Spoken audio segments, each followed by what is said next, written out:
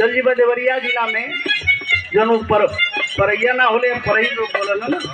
तो हर भरुका बोलन। भरुका नियर मुंह फुलाए के बैठल ही बाबा भोलेनाथ देखला कहाँ का ए गौरा ई कैसन मुहवा लटकौले बड़ू हो। माता पार्वती जी कहत है प्रभु ये मुहवा के चक्कर में मत पड़ी। ई मुहवा आज लौकता लेकिन काल है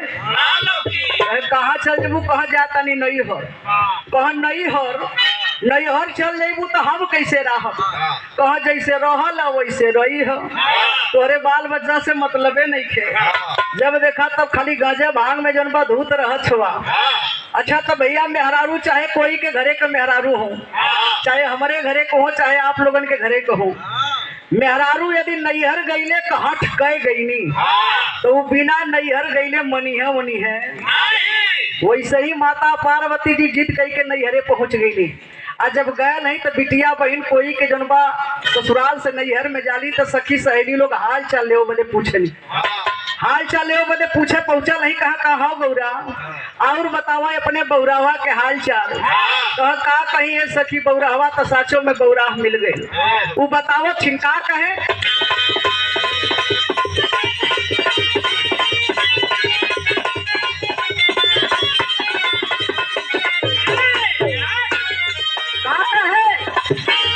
ससुर में होई तो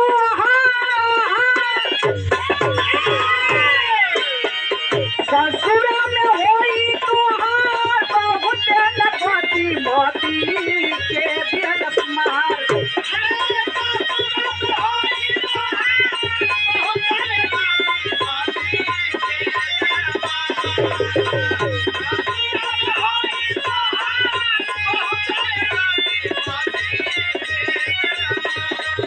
ससुरा में होई तुहार बहुत लगाती माती के दिलस मारे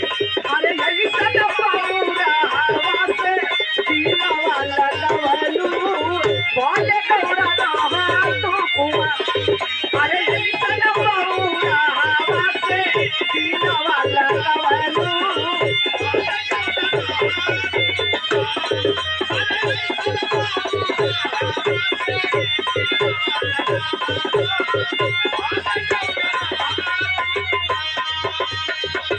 माता पार्वती जी कहथिन का कहीं है सखी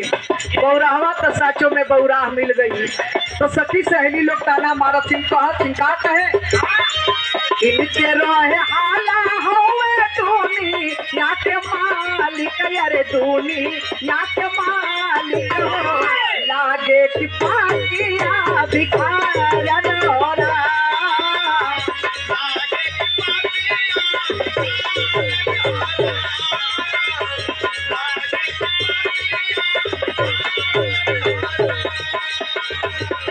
मृग छाला डाला सापा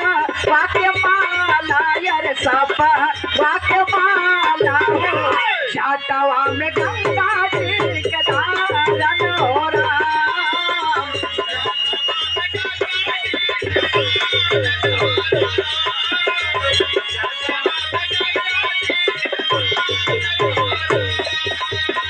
पतई चबालू